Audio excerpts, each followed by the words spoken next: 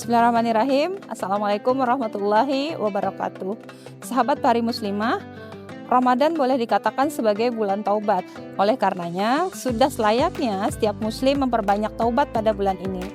Ini karena insya Allah, Allah Subhanahu wa Ta'ala akan lebih banyak mengampuni para pendosa yang mau bersungguh-sungguh taubat dari dosa-dosanya pada bulan suci ini. Taubat dari dosa-dosa adalah satu amal yang wajib dilakukan oleh seorang muslim, baik taubat dari dosa besar maupun dari dosa kecil, baik dosa kepada Allah Subhanahu wa Ta'ala maupun dosa kepada sesama manusia, baik dosa yang disengaja maupun yang tidak disengaja. Taubat tentunya harus dilakukan dengan penuh kesungguhan. Itulah taubat yang benar-benar murni atau taubatan nasuha. Namun, taubat semacam ini memiliki beberapa syarat. Yang pertama, penyesalan yang sedalam-dalamnya. Penyesalan tentu saja membutuhkan bukti, tidak sekedar kata-kata. Dalam hal ini, Ibnu Al-Jauzi rahimahullah berkata, "Wahai orang-orang yang menyesali dosa-dosanya, manakah bukti penyesalanmu? Manakah tangisanmu atas ketergelinciran kakimu? Manakah rasa khawatirmu atas sakitnya hukumannya? Manakah rasa cemasmu karena takut akan teguran atau ajabnya?" dalam At-Tafsirah. Seorang yang benar-benar menyesali perbuatan dosanya tidak akan memandang remeh dosa-dosa, termasuk dosa kecil sekalipun. Dalam hal ini, Bilal bin Sa'ad berkata, "Janganlah kamu memandang pada kecilnya dosa, tapi perhatikan kepada siapa kamu berdosa." Jadi, jangan sekali-sekali kita meremehkan dosa kecil. Apalagi sebagaimana dosa besar, dosa kecil itu sama-sama maksiat kepada Allah Ta'ala. Lebih dari itu, dosa-dosa kecil jika sering dan biasa dilakukan akan menjadi banyak juga jika pelakunya tidak sering-sering bertaubat kepada Allah. Sahabat pari muslimah, adapun syarat yang kedua adalah banyak memohon ampunan atau beristighfar kepada Allah Ta'ala. Meskipun maksum, Baginda Rasulullah biasa memohon ampunan kepada Allah Subhanahu wa Ta'ala tidak kurang dari 100 kali dalam satu hari.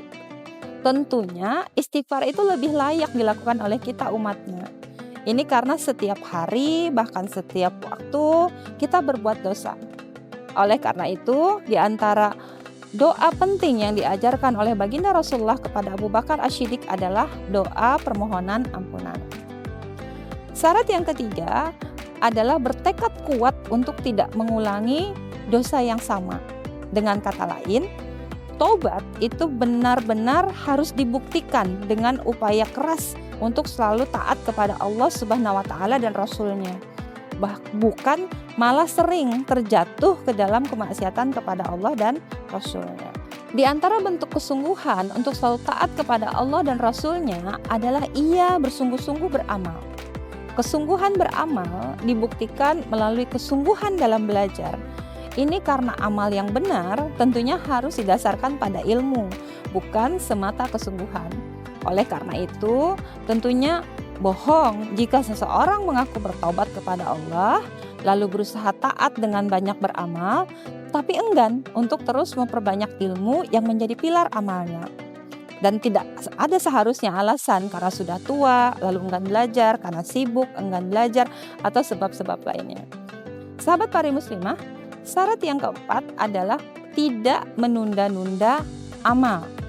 Seorang yang bertobat kepada Allah Subhanahu wa Ta'ala dengan sungguh-sungguh tidak akan pernah menunda-nunda amal.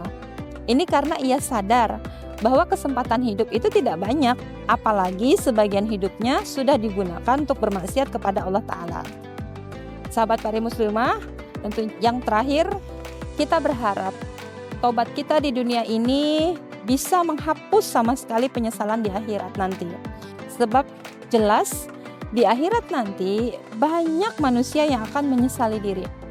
Ibnu Rajab Al-Hambali rahimahullah berkata, "Sungguh kebanyakan orang-orang yang telah diwafatkan berangan-angan bisa hidup kembali meski hanya sesaat agar bisa bertaubat dan bersungguh-sungguh melakukan ketaatan.